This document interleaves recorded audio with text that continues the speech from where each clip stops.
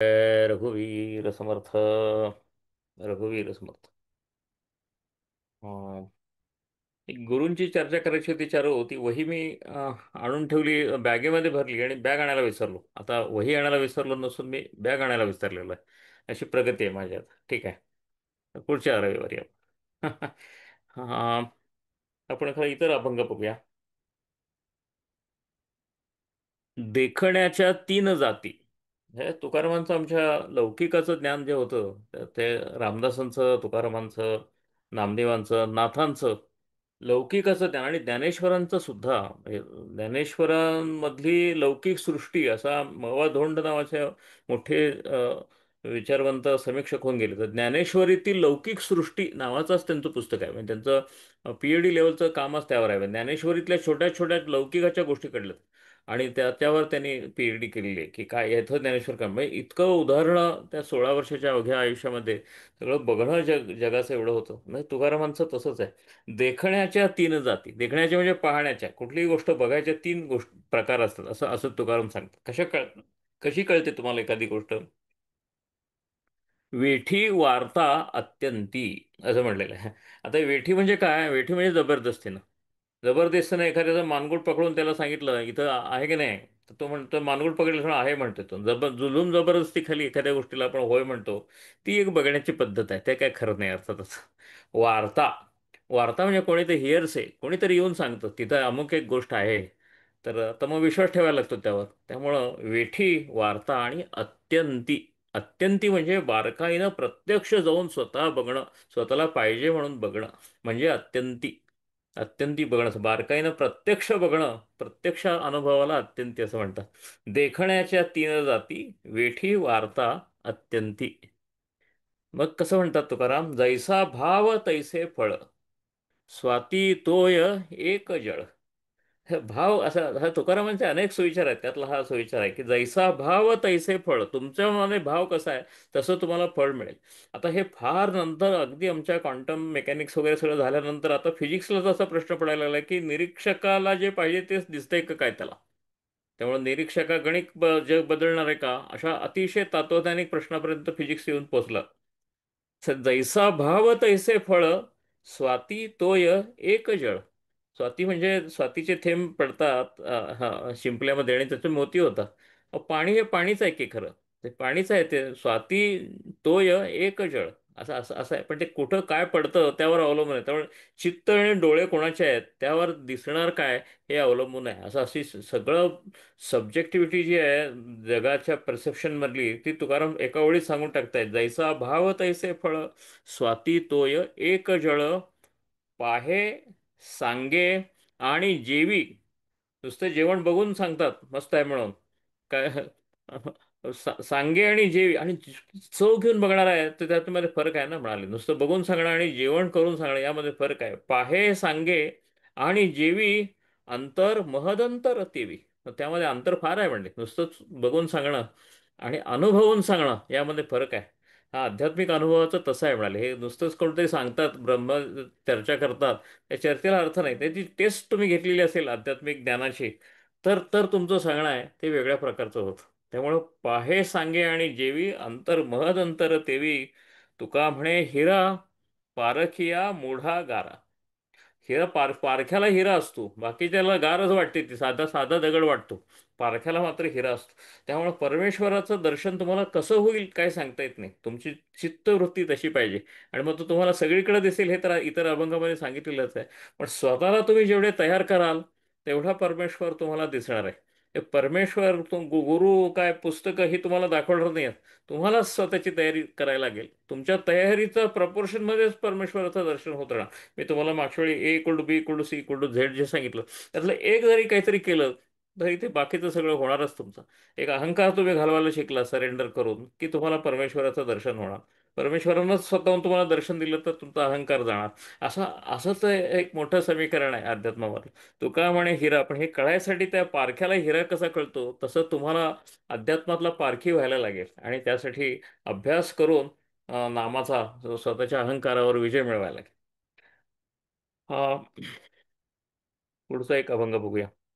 हा अभंग अतिशय प्रसिद्ध अभंग आहे आणि हा तुकारामांच्या निर्वाण काळात त्यांनी लिहिलेलं आहे असं समजलं जातं.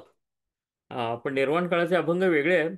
पण हा निर्वाण काळाचा अभंग नाही आहे. हा हा तुकारामांना मुक्तीचं पूर्ण खात्री पटली स्वतःची, तेव्हाचा हा अभंग आहे. हा अतिशय प्रसिद्ध आहे.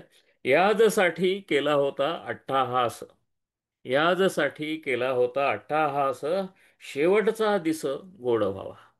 आता हा शेवटचा दिवस म्हणजे जगण्यातला शेवटचा दिवस आहे असं आपण म्हणतो, तसं प्रत्यक्षात नाही आहे. कारण आणखीन बरेच दिवस राहिलेले आहेत असं तुकाराम ह्याच अभंगात पुढे सांगतात, ते तुम्हाला कळेल.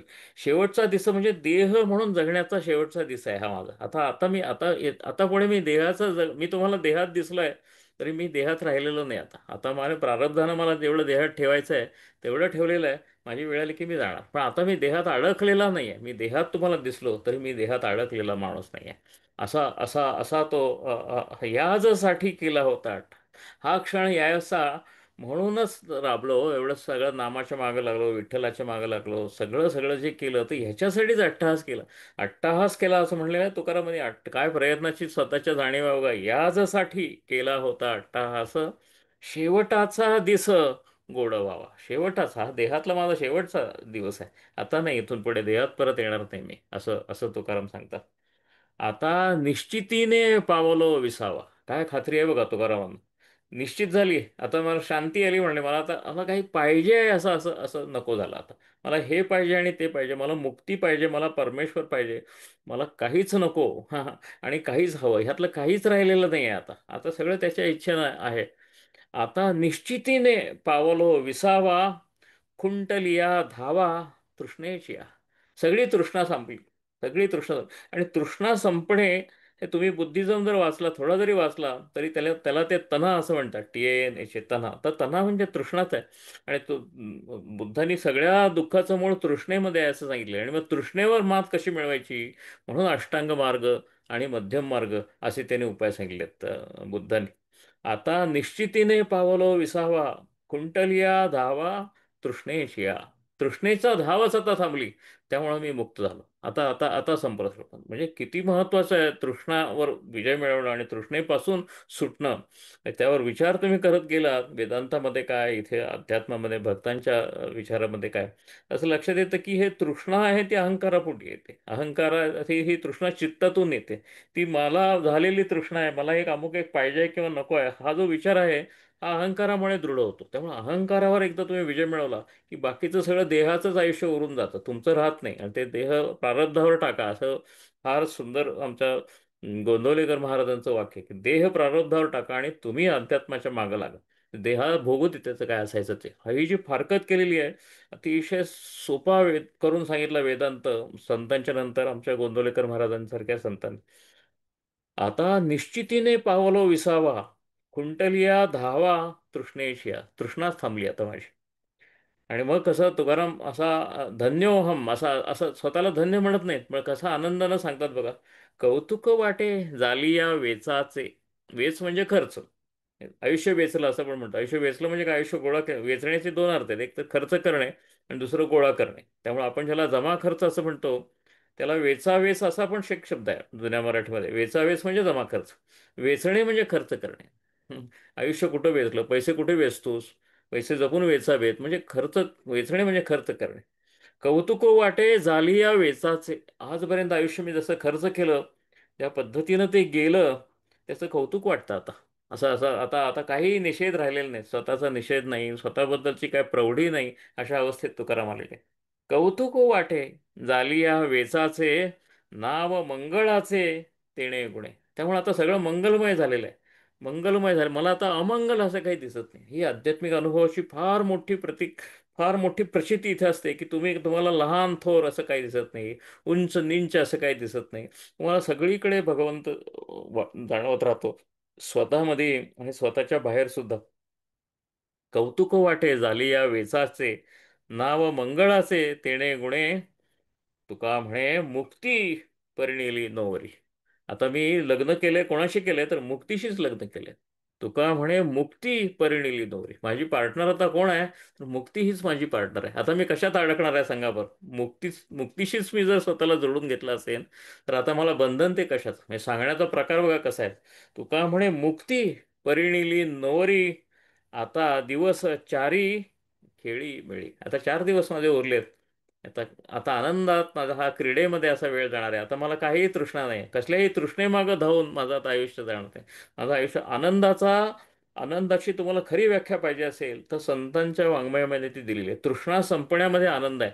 आपण मात्र तृष्णा भागण्यामध्ये किंवा एखादी न भागण्यामध्ये अशा पद्धतीनेच आनंदाची व्याख्या करतो. एकतर पॉझिटिव्ह करतो, नाही तर निगेटिव्ह करतो. अशी सगळ्याला न्यूट्रल असलेली अशी व्याख्या करते. इथं मात्र भारतीय पद्धतीचा जो आनंदाची व्याख्या आहे, त्याला त्याला विरोधार्थी शब्दच नाही. असा आमचा आनंदाची व्याख्या. आनंद क्रॉस दुःख हे चुकीचं आहे. ते चुकीचं आहे. ते प्लेजर किंवा हॅपीनेस याच्या अर्थीचा जो आनंद शब्द आहे, त्याला तो ग्रीफ, सॉरो, पेन असे सगळे विरुद्धार्थी शब्द आहेत. आमचा जो आनंद शब्द आहे, अरविंदांसारखी मंडळी तर आनंद हा शब्द कॅपिटलमध्ये लिहितात. ए कॅपिटल लिहून आनंद असे लिहितात ते. आणि ते म्हणतात ही ॲब्सोल्यूट अशी अवस्था आहे. ह्याला ह्याला अपोजिट काही नाही. ह्याला पर्यायी शब्द लव असा आहे असं सांगतात. LOV असं म्हणतात. आनंद इक्वल टू लव असं इक्वेशन जे कृष्णमूर्ती देतात, अरविंद देतात. तुका म्हणे मुक्ती परिणिली नोवरी, आता दिवस चारी केळी मिळे. अशी अशी ही मुक्तीची अवस्था तुकारामांनी निर्भीडपणानं काही हातचं राखून न ठेवता सांगितलेले काही जे अभंग आहेत, त्यातला हा फार महत्त्वाचा अभंग आहे. हा सगळं ज्यांना ज्यांना तुकाराम थोडाफार माहीत आहे, त्यांना एक दोन चार अभंग माहीत असले तर याचसाठी केला होता अट्टहास हा जो अगदी माहीत असतो. शेवटाचा दिस गोड व्हावा. शेवटाचा दिस आहे हा, म्हणजे माझा देहाचातलं अस्तित्व आहे त्याचा हा शेवटाचा दिवस आहे. ते शेवट आलेलं आहे. आता देह उरेल, पण मी काय त्याच्या मागं, आता तो काय म्हणतोय, त्याला काय होतंय ह्याचं मला काय आता देणं घेणं नाही. मी माझं काढून घेतलेलं आहे त्यामधून. त्यामुळे देह प्रारब्धावर टाकला इथून पुढे, आणि मी मात्र आनंदात राहिलोय. त्या देहाचं काय का होईना. हे जे सेपरेशन आहे ना, फारकत आहे, ही हिंदू किंवा भारतीय विचाराचा अगदी मूळ गाभा असा असा आहे. हा. पण अजून एक अभंग बघूया आणि मग थांबूया. भक्तीचं महत्त्व सांगतायत त्या अभंगामध्ये तुकाराम. भक्तीची या पोटी रत्नाची या खाणी. भक्तीचं पोट आहे ना, भक्तीच्या पोटामध्ये तुम्ही भक्ती घ्या करायला, आणि मग तुम्हाला भक्तीचा ठेवा एकदा सापडला की जो सरळ साधा आणि सोपा आहे, नामावर येणार आहे, स्वतःचा अहंकारावर विजय मिळवायचा आहे नामाच्या जोरावर, आणि विठ्ठलाचे पाय चित्तात ठेवायचे आहेत. किती सोपं सांगतोय तुम्हाला. एवढं करून जो भक्तीच्या तुम्ही पोटात शिरला की भक्तीची या पोटी रत्नाची या खाणी, तुम्हाला रत्नांचं हे मिळणार आहे, जड जवाहीर मिळणार आहे. ब्रह्मीची ठेवणी सकळ वस्तू. सगळं ब्रह्मज्ञान तुम्हाला होणार आहे. ब्रह्मदेवानं जे मिळवलं, सगळं निर्माण केलं, त्या सगळ्याचा तुम्हाला प्राप्ती तिथं होणार आहे. माऊलीचे मागे अं, बाळकांची हरी, एका सूत्रे दोरी ओढत असे. आईच्या मागे एक मुलं, आपण लेंडार म्हणतो गावठी मराठीमध्ये, पण आईच्या मागं म्हणजे मुलं असतात. मुलाच्या मागं मुलं, मुलाच्या मागं मुलं अशी जी असतात. तर ही सगळी तुकाराम असं कल्पना करतात की ही सगळी एका धाग्यानं गुंतल्यासारखी आहेत. तर ते धागा हे प्रेमसूत्राचं धागा आहे असं ते सांगतात. आणि म्हणून म्हणतात माऊलीचे मागे बाळकांची हरी, एक सूत्रे दोरी ओढत असे. ते प्रेमाचं सूत्र आहे, त्यातनं ती माऊली ओढत असते. असं असं तुम्ही जेव्हा भक्तीच्या पोटी, भक्ती जेव्हा तुम्हाला येते, तेव्हा परमेश्वर एकाच त्या सूत्रामध्ये तुम्ही गुंतले जाता, आणि तो तुम्हाला ओढत राहतो त्याच्याबरोबर. त्याच्या मागं तुम्ही जात राहता. मग आईच्या मागं मुलं कशी जातात, तसं भक्तीचं जो सूत्र, तो प्रेमाचं तुम्ही ओवलं की ती आई आहे जी आहे सगळ्यांची, विठ्ठल माऊली, ती तुम्हाला बरोबर आपल्या मागं घेऊन जाते.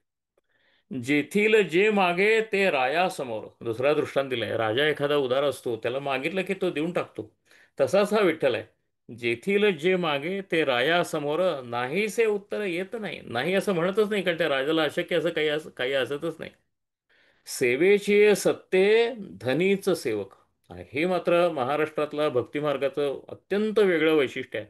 असं तुम्हाला माधव संप्रदायामध्ये, राघवेंद्र स्वामींमध्ये, उडुपीमध्ये तुम्हाला असं तिथे ते म्हणणार भक्तानं भक्ताच्या पायरीनं राहायचं. इथं तुकाराम आम्हाला कसं सांगतात, सेवेची सत्ते धनीच सेवक. तुम्ही सेवा केली ना तर तुम्हीच धनी म्हणून जाणार.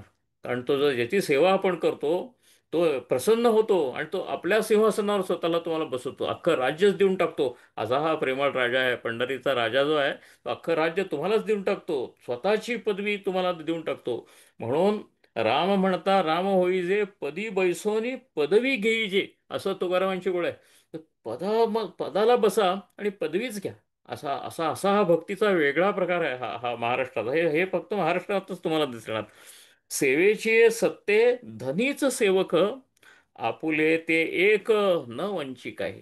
हा असा राजा आहे की हे माझा राजेपण आहे म्हणून हे बाजूला ठेवतो, बाकीचं सगळं तुला देतो असं म्हणत नाही. हा सगळं देतो, सगळंच देऊन टाकतो, असा हा राजा आहे. हा असा आमची परमेश्वराची कल्पना अशी आहे की त्याच्या सेवेमध्ये तो ते पदच आम्हाला देऊन टाकतो. अशा पद्धतीचं ही सेवा आहे. आपुले ते एक न वंचिक आहे, आदी अंता ठाव असे मध्यभाग, भोवते भासे मग उच्चासन. आता हे काय आहे? हे एक डिफरन्शिएटेड जगाची, म्हणजे भेद असलेल्या जगाची कल्पना आहे की आधी मध्य अंत असा भेद असतो काळामधला, की स्पेसमध्ये, अवकाशामध्ये उंच आणि नीच असा असा भेद असतो. हे सगळे भेद आहेत, हे तुम्हीच खाली असल्यामुळं असे असे असे भेद आहेत. तुम्ही एकदा त्या पदावर गेला की तुम्हाला सगळं जगच देव होऊन जातं असं सांगण्यासाठी आहे. पण त्याच्या आधी मात्र आधी मध्य अंत असा फरक आहे, उंच नीच असा फरक आहे. म्हणजे काळातले फरक सांगितलेत आणि स्थानातले फरक सांगितले. आदी अंता ठाव असे मध्यभाग, भोवते भासे मग उच्चासन, भावारूढ तुका. आणि तुका मात्र काय झाला? तुका भावावर आरूढ झाला. सगळा भाव त्याच्या मनामध्ये दाटून आला आणि तो टिकून ठेवलेला आहे. सगळी खटाटोप जो आहे ना, कौतुक वाटे झाली या वेचाचे, ते म्हणजे तू वेचाचे म्हणजे हेच आहे ना, खर्च केलं आयुष्य आणि मिळवलं काय? तर हेच मिळवलेलं आहे. भावारूढ तुका झाला एकाएकी. आता ह्यातल्या एकाएकीचा अर्थ अचानक असा आहे, पण ते त्यातले एकला पण अर्थ आहे खूप. म्हणजे एकाएकी म्हणजे एक भावनेवर आरूढ झाला, एकत्वाच्या भावनेवर तो आरूढ झाला असाही अर्थ आहे. म्हणजे तो जुनं मराठी आहे ते. इथं आपल्याकडे एकाएकी येणं झालं असं म्हणतो आपण, म्हणजे अचानक पण राहील, संकोच झालेला आहे अर्थाचा. पण तिथं संतांकडं एकाएकी म्हणजे तो एकत्वाचा भाव आहे, तो पण महत्वाचा आहे. भावारूढ तुका झाला एकाएकी, देवच लौकिकी अवघा केला. लौकिक म्हणजे जे दिसतंय सगळं, लौकिक आणि ही ऐहिक सगळी सृष्टी जी दिसती, ते त्यामध्ये सगळा देव मला दिसायला लागला. आता भावारूढ तुका झाला एकाएकी, देवच लौकिकी अवघा केला. सगळ्या अवघ्या लौकिकामध्ये देवच भरून राहिला मला आता दिसायला लागला. आणि त्याशिवाय ती मुक्तीची, तुका म्हणे मुक्ती परिणिली नवरी, हे शक्यच राहत नाही. आणि हे सगळं नामाच्या जोरावर आणि अहंकारावर विजय मिळवून, असं एक फार चांगलं सुंदर असं विचाराचं सूत्र आहे. आपण पुढच्या रविवारी परत भेटू. आता इथं थांबू. जय जय रघुवीर समर्थ. जय जय राम कृष्ण हरी.